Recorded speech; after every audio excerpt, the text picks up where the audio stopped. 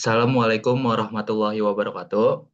Di sini kami telah menyelesaikan laporan UTS kami yang mata kuliah konsep perancangan basis data, dan juga di sini kami telah mengambil tentang sistem penggajian karyawan.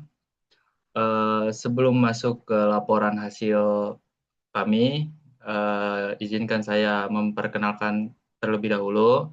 Nama saya Devan Putra Ramadan, NIM saya 2024 081017.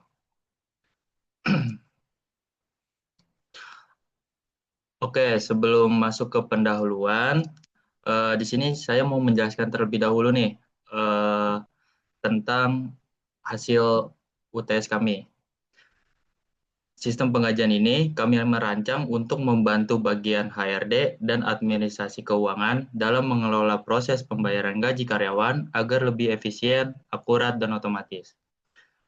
Dan juga dalam laporan ini kami menjelaskan proses perancangan database mulai dari data mentah, kemudian dilakukan tabel normalisasi, dilakukan dengan pembuatan ERD, dan diakhiri dengan penentuan kardinalitas antar entitas.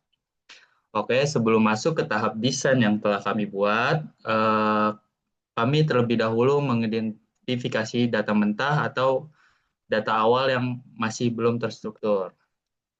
Eh, di sini saya mau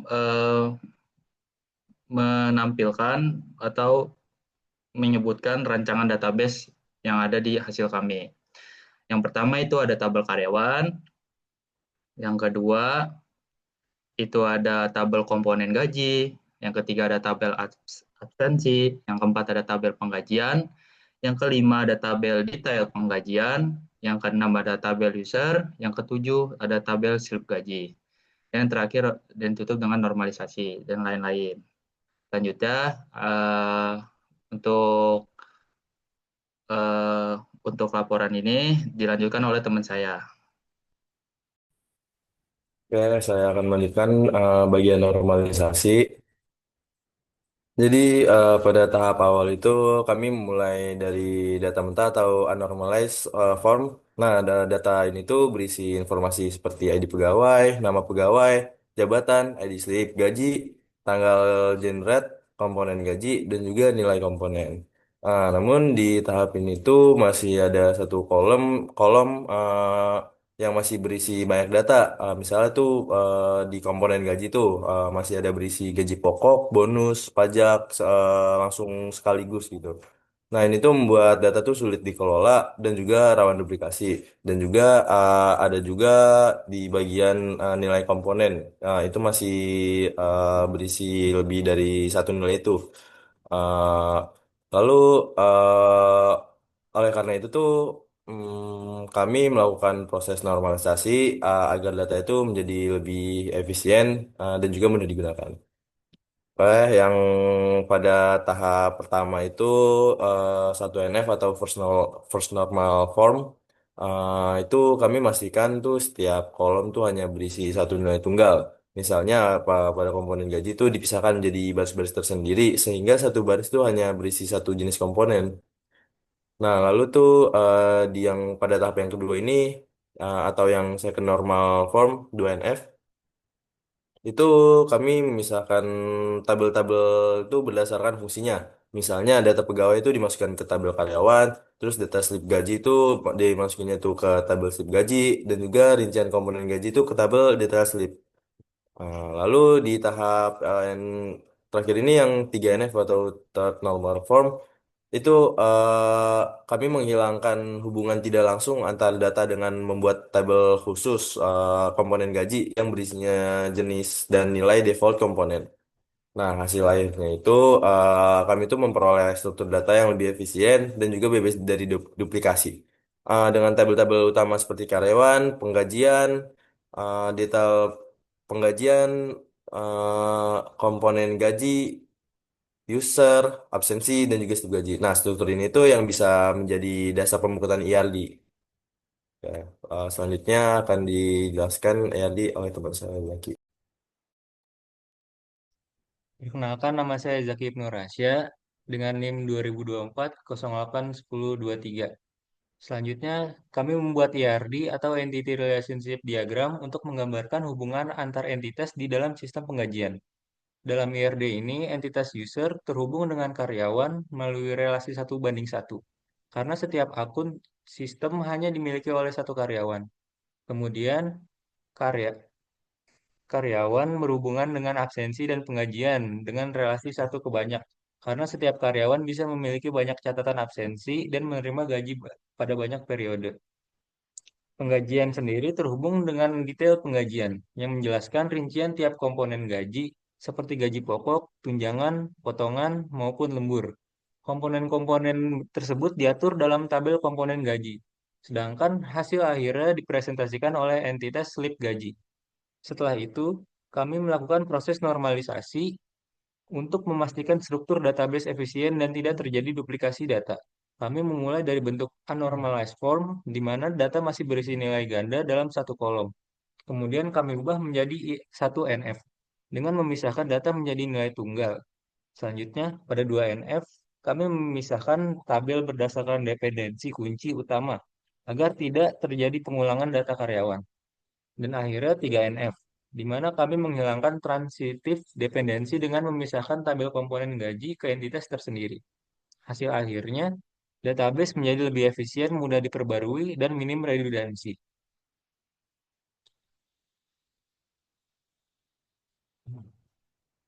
Oke, di sini nama saya Muhammad Ari Dinata dengan NIM 2024 08 10 14. Oke, di sini saya akan menjelaskan kardinalitas. Nah, apa sih itu kardinalitas? Jumlah atau rasio hubungan antar entitas. Dan eh, berapa banyak data para entitas dapat berhubungan dengan data pada entitas lainnya. Oke, di sini nomor satu yaitu user karyawan. Hubungannya itu one to one. Kenapa tuh one to one? Karena setiap akun hanya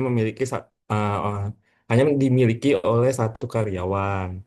Alasannya setiap user memiliki satu karyawan, baik HRD, staf keuangan maupun karyawan biasa. Sebaiknya, sebaliknya satu karyawan hanya memiliki satu akun user. Kardinalitasnya user one to one karyawan. Oke, kedua yaitu karyawan absen. Uh, Nah, hubungannya itu one to many. Alasannya setiap karyawan memiliki banyak catatan absensi, namun satu data absensi hanya dimiliki oleh satu karyawan. Kardinalitasnya karyawan one to many absen. Terus ketiga ada karyawan pengajian. Hubungannya one to many. Alasannya setiap karyawan bisa menerima banyak slip gaji untuk tiap periode. Misalnya per bulan, namun satu pengajian hanya untuk satu karyawan tertentu. Jadi itu kalau misalkan karyawan tuh memiliki gaji masing-masing lah gitu. Kardinalitasnya karyawan one to many pengajian, terus pengajian detail pengajian.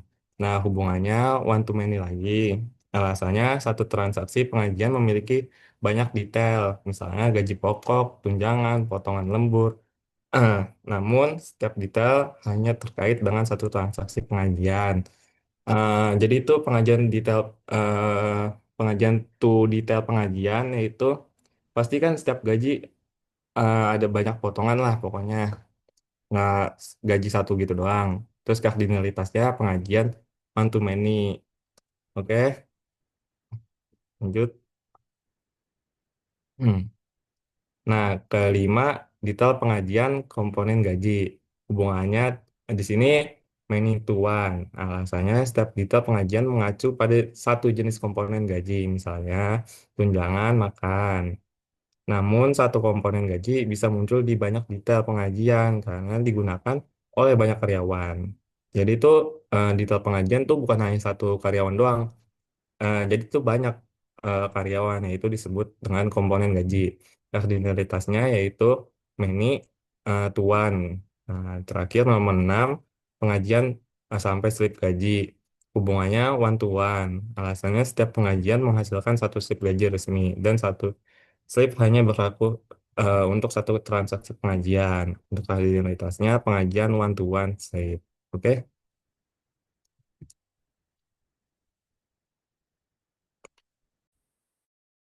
Itu kan harus. Ya, mungkin penjelasan soal proyek kami dari kelompok payroll itu saja. Semoga dapat dimengerti. Mungkin itu saja kami tutup. Wassalamualaikum warahmatullahi wabarakatuh.